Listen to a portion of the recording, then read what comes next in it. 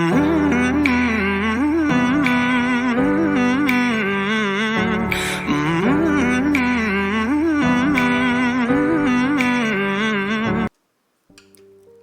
అండి అందరికీ, నేను చెల్లిని. Welcome back to our channel ఆరంభమే.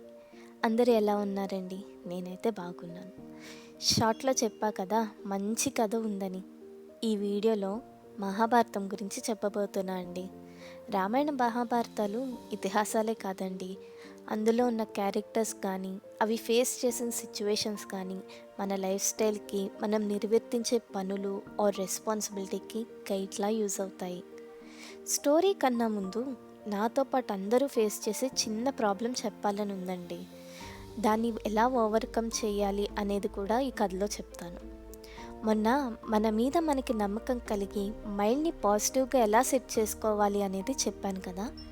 ఈరోజు అసలు వేరే వాళ్ళు మనతో ప్రవర్తించే పద్ధతి మనల్ని బాధ పెట్టకుండా, మనం డౌన్ అవ్వకుండా ఎలా ఉండాలి అనేది చెప్తాను.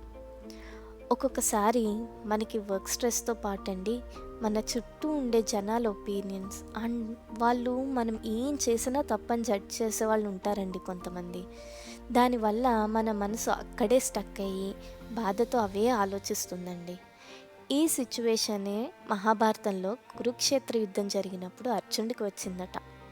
యుద్ధంలో వాళ్ళ రిలేటివ్స్, బ్రదర్స్ అంటే ఎవరండి? కౌరవులే కదా. కౌరవులకి పాండవులకి మధ్య జరిగిన యుద్ధమే కురుక్షేత్ర యుద్ధం. బ్రదర్స్, గురువులు వీరందరూ ఆయనకి ఎగైనెస్ట్గా ఉండి ఆయన మీద చేసే కామెంట్స్కి ఆయుధాలు పక్కన పెట్టేసి, వీరితో నేను ఇంకా పోరాడలేను అని బాధపడుతూ ఒక పక్కన కూర్చున్నాడటండి అర్జునుడు.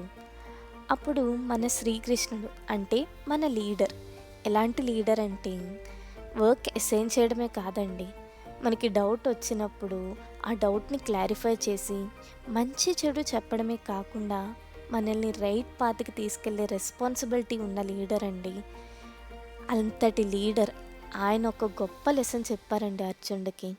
ఏమని అంటే, నిన్ను నిందించే వారి గురించి ఆలోచించక నీ బాధను పక్కన పెట్టి నీ రెస్పాన్సిబిలిటీ ఇక్కడ ధర్మం సైడ్ యుద్ధం చేయడమే, అది ఒక్కటే చేయి. ఫలితాలు అంటే ఫేవరబుల్ రిజల్ట్స్ వస్తాయని మాత్రం ఆలోచించకు అని చెప్పారటండి. అంటే దాని అర్థము, మన గోల్ కోసం పనిచేయడం వరకే అండి మన హక్కు, కానీ ఫలితాల మీద కాదు అని చెప్పారట. అంతటి శ్రీకృష్ణుడు చెప్తే అర్జునుడు వినకుండా ఉంటాడా అండి? ఆయన అర్జునుడికే కాదండి, ఈ లోకానికే లీడర్. ఆ మాటలకి అర్జునుడి మనసు కంప్లీట్గా మారిపోయి ఆయన ధర్మం ఏంటి అనేది క్లారిటీ తెచ్చుకున్నారట. మనం కూడా ఇంతే అండి.